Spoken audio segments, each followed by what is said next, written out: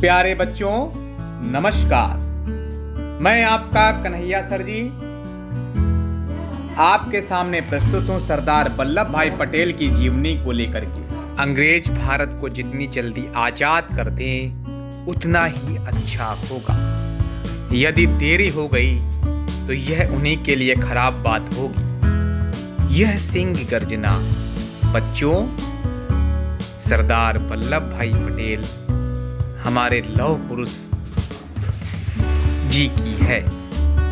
वल्लभ भाई पटेल जी का जन्म 31 अक्टूबर 1875 को गुजरात के पेटलाद तालुके के करमसद गांव में हुआ था। उनके पिता का नाम झवेरबाई पटेल और माता का नाम लाड़बाई था।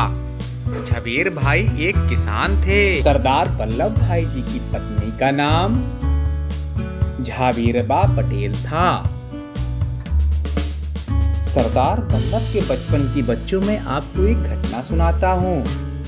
एक बार क्या हुआ, उनकी आंख के पास एक फोड़ा निकल आया। बहुत दवा दी गई पर फोड़ा ठीक ना हुआ। किसी व्यक्ति ने सलाह दी कि लोहे की सलाख खूब गर्म करके फोड़े में धंसा दी जाए तो फोड़ा फूट जाएगा। सलाख गर्म की गई किंतु किसी में यह साहस ना होता था कि गर्म सलाख को फोड़े में धंसाए। भय यह था कि कहीं फोड़ने के चक्कर में सलाख आंख में न लग जाए। इस पर बालक वल्लभ ने कहा, देखते क्या हो, सलाख ठंडी हो रही है। और फिर स्वयं ही उसे लेकर फोड़े में धंसा दिया।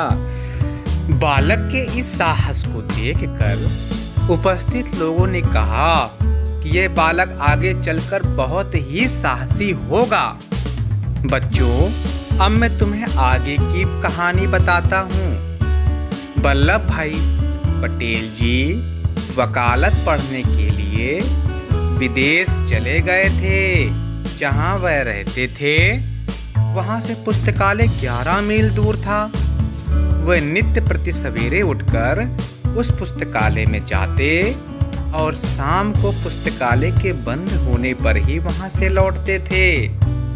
बच्चों, जब सरदार वल्लभ भाई पटेल जी विदेश से लौटकर आए तो वह अहमदाबाद में ही वकालत करने लगे और थोड़े ही समय में अत्यंत प्रसिद्ध हो गए थे। इसी समय वह गांधी जी के संपर्क में आए। उन्होंने वकालत छोड़ दी और पूरी तरह तन मन धन से देश की सेवा में जुट गए। बच्चों, मैं अब आपको बताना चाहता हूं बारदोली सत्याग्रह के बारे में।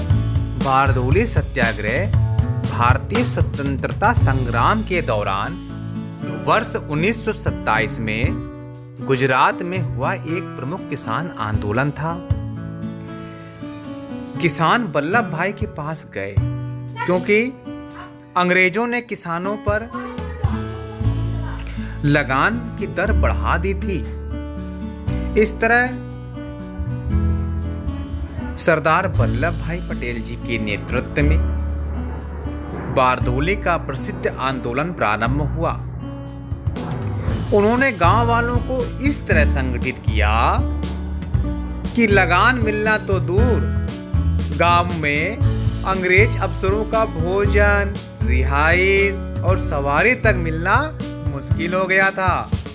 बच्चों, मैं अब आपको बताऊंगा सन 1929 में पंजाब में लाहौर में जब पूर्ण स्वराज की मांग की गई तो अंग्रेज सरकार ने इसे नहीं माना। गांधी जी ने फिर से सत्याग्रह का नारा दिया और 12 मार्च को प्रसिद्ध दांडी यात्रा शुरू कर दी गई। इसके बाद 6 अप्रैल को नमक का कानून तोड़कर उन्होंने नमक सत्याग्रह प्रारंभ किया। सरदार पटेल जी ने भी इस सत्याग्रह में बच्चों भाग लिया था।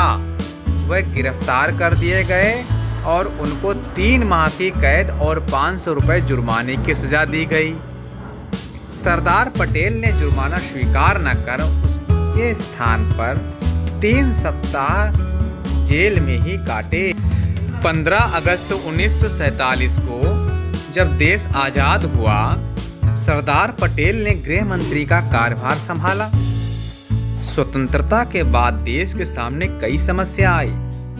सरदार पटेल ने अपनी सूझबूझ से इन सभी पर काबू पा लिया।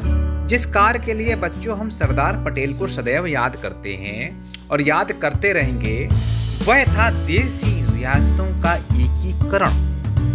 जब अंग्रेज भारत छोड़कर जाने लगे तो देसी रियासतों को यह आज़ादी दे गए कि वह चाहे तो आज़ाद रह सकते हैं, चाहे तो भारत या पाकिस्तान में मिल जाए। सरदार पटेल ने इस विकट समस्या को अपनी दृढ़ता और सूझबूझ से हल कर दिखाया और लगभग 600 रियासतों को भारतीय संघ का अटूट अंग बनाकर भारत के मानचित्र को नवीन स्वरूप प्रदान किया। संपूर्ण भारत में एकता स्थापित हो गई, इसलिए उन्हें भारत का हम लौह पुरुष कहते हैं। सरदार पटेल स्वतंत्रता प्राप्त के पश्चात केवल 2.5 वर्ष तक जीवित रहे। वर्ष 1991 में भारत के सर्वोच्च सम्मान भारत रत्न से सरदार वल्लभ भाई पटेल जी को सम्मानित किया गया। सरदार पटेल जी के सफलता का मूल मंत्र था कर्तव्य और कठोर अनुशासन।